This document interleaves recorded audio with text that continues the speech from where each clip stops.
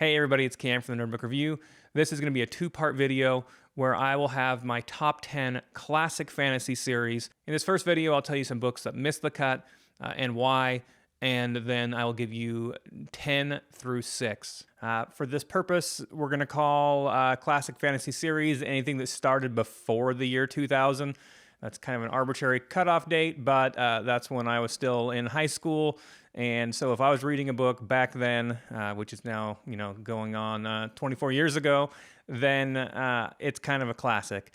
That seems kind of crazy. Maybe I'll even get a downvote or two for starting in 2000. But I think that most of the series that we would consider classics today, had books that were either done by about 2000 or at least started by then.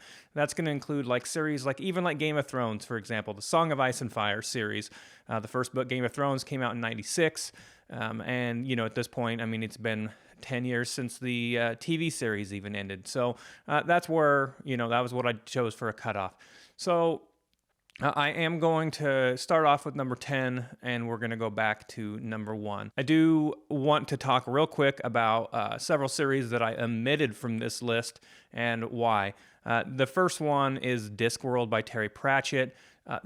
The only reason that I did not include that, which I think would probably be pretty high up on this list, is that at this point I've only read one book by Terry Pratchett, and I plan on remedying that. And I actually was going to start reading a bunch of Terry Pratchett books this year after I read Small Gods and loved it last year. And then I ended up starting off with the Farseer trilogy by Robin Hobb and loved it so much that I read all 3 of them. And since then, I've also started the Sun Eater series by Christopher Rocchio and loved it as well. And I've now listened / read to 3 of the books and a novella. So Terry Pratchett, I will get to it later on this year. But that's the only reason why that's not included in this list. I just haven't read enough of them. A couple of others. The Lord of the Rings. I don't care if this is going to get me a downvote or 2 or it seems blasphemous, but I honestly did not love reading those books. I actually liked the movies more. The Hobbit was better, I thought, than the original Lord of the Rings trilogy, but still, not something that I've ever really felt the need to reread. I don't know, maybe if I went back and reread them now, I would feel differently, but I don't love the series enough to include that in my top 10 classic fantasy series. I could also have included the Dark Tower series by Stephen King, but I didn't love the newer books that he did nearly as much as the original ones, so I'm not going to include the Dark Tower series as well because of that split. The last other bigger series that I'm also not including is the Earthsea Chronicles, which I read all of them back in high school, but I kind of felt like they just seemed a little YA to me, and I just never really loved them, even though I read them all. I still remember picking up the entire series from a secondhand bookstore that's no longer in business, but it used to be really awesome. A couple buddies of mine in high school and we would go to this used bookstore a town or 2 over from us, and it was always just such an awesome thing. It was in a 2-story building. It was huge. Everything just seemed like such a fun time every time. And I still remember buying all those Earthsea books because there was a box set available and they were fine, but I just never loved them. So with that in mind, let's go ahead and start that actual top 10 list. Number 10 is going to be the Redwall series by Brian Jacques. This is a series of 22 novels that are still YA, just like the Ursula Le Guin books could, in my opinion, were. But I really got into fantasy because of these books. I loved them so much. They are a series about anthropomorphic animals. The last book was actually published posthumously after Brian Jacques died. So when he started writing these, he wrote these all the way up until his death. Amazing series if you love anthropomorphic animals. Otherwise, there's not really any magic involved. But and you know what? I'm going to admit it's got a little bit of issues where the rats and the stoats, they're bad creatures, right? And things like badgers and mice and stuff are good. So there's a little bit of that going on in there. And what made me just absolutely love reading as a kid. Brian Jacques was a firm proponent and believer that kids needed adult-sized novels that just, were kids levels. He didn't feel like a picture book or books that were, 50, 60 pages were really going to help kids out. So one of the things I always loved about the Redwall books as a kid was that they're like 300 to 400 pages long. And so when I, use my allowance money, or when I was given one of these Redwall books, that meant that, I had some real reading time. I started reading these when I was like 8 or 9 years old, and probably read them up until about 12 to 13 pretty seriously. My son is just about 9 years old right now. I tried to get him to start reading these with me.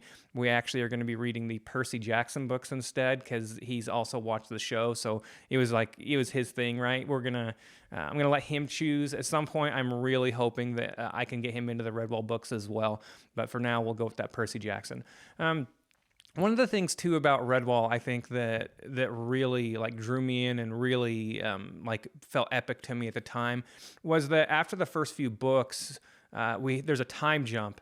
And Martin the Mouse, who's Martin the Warrior Mouse, he's the star, the hero of the first few books. And then we're gonna that time jump. He's gonna be a spirit that will be there every once in a while. And I remember that was like one of the first times where I was like really sensed death, and it just kind of made me sad, but also prepared me, I think, for life and for series moving forward. Number 9 is the Riftwar Saga by Raymond Feist. This is another series I actually read in high school mostly, and a little bit in college. So it has been 20 years since I read them. I plan on remedying that, and I'm going to be reading Magicians and Magician's Apprentice at some point this year. I just got so sidetracked with a couple of other books. It was actually supposed to be my February or maybe March, classic of the month, but because of, reading the whole Farseer trilogy and then getting into the Sun Eaters, kind of pushed that back. But I really liked Magician's Apprentice and the entire Riftwar Saga. I remember thinking like that it was just so cool that you had the portals, the dimensions, the magicians, that there's more than one dimension, right? That they can travel between Midkemia and Kelowon. And I remember one thing that still sticks out into my mind is that one of the dimensions had like a shortage of metal, so they've got like laminated wood armor and weapons, and I don't know, I just really enjoyed it. I thought that the whole series was just done so well. It's another series that's going to move through time, right? And that will have this be truly epic. I think it's really cool too that it started off as kind of like an alternative to Dungeons and Dragons for Feist when he was in college, and that his friends actually helped him put up these first couple of books. And obviously it's moved on since then, and he's still, still writing and still a big influence for, the fantasy genre. Number 8 is The Black Company by Glenn Cook. This is a series that was, in some ways, was just really mind-blowing for me when I first started reading them. I actually probably only been like 10 years ago that I read these, so it wasn't one that I read, way back in high school. But this is a series that's obviously a grimdark classic, and that it was just something so different, where the Black Company is a mercenary group. It follows like 40 years out of their like 400-year history, and they are fighting for... definitely not the good guys. They might not be the bad guys exactly, but they're not the good guys either. In Glenn Cook's world, there's a series of basically immortal mages who are super powerful and who, rule their different fiefdoms. The Black Company initially works for the Lady, and these people that they're working for, they're not the good guys, right? The mages, wizards that are ruling each of these different areas, they do bad things, and they're not necessarily just out there trying to, to make sure that they're good rulers. Now, the Lady in the Chronicles of the North, she is a pretty good ruler, and she's better than what comes after. But still, I just remember thinking that that it was just, I loved that morally gray characters that we got to deal with. I also thought that it was really cool. This is called The Chronicles of the Black Company. And so our main character is not like the general, and he's not the best swordsman or anything like that. We're actually dealing with the chronicler of the Black Company to start off with. He'll eventually become the captain, and we'll get another chronicler. But I thought that was also something that I really loved, that we ended up with a book, a series that's not about like the chosen one, the great swordsman and stuff. So that was something that was definitely different and that I really truly enjoyed. Number 7 for me on this list is The Axe of Cain by Matthew Stover. This is one that I feel like is just criminally underrated on a regular basis. I absolutely loved just how grimdark this series is. It follows Harry Kane as he actually once again goes through a portal. They have found a way to break through to another dimension from like our current dimension, and they actually send people, actors, through to this other dimension, which is kind of like a Dungeons and Dragons style dimension. And some people are able to use magic. Harry Kane is an assassin, and people are actually on Earth, like in these machines.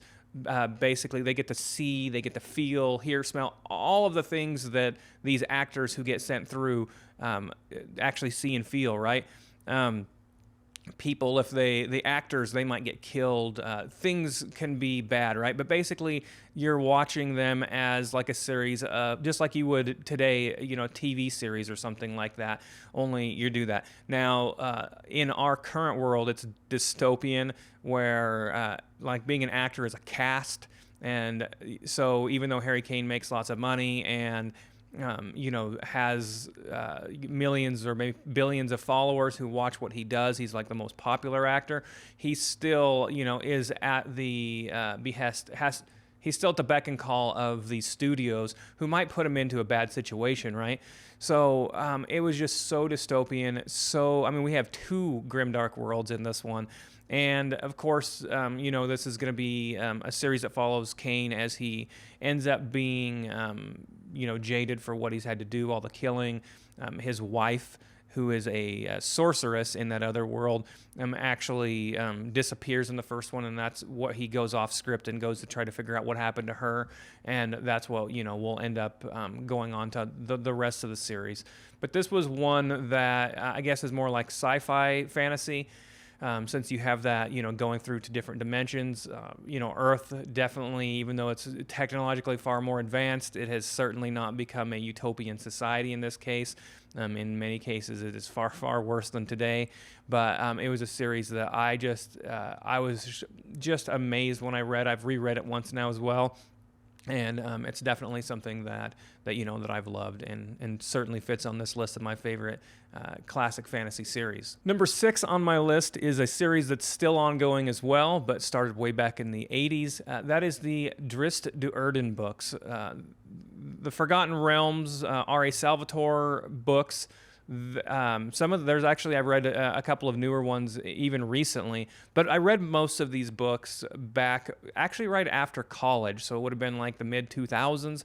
I actually have all the weird things. I had a coworker at a lumber yard who did cabinets. He was a cabinet installer, and I ran a cabinet department for a little while after college.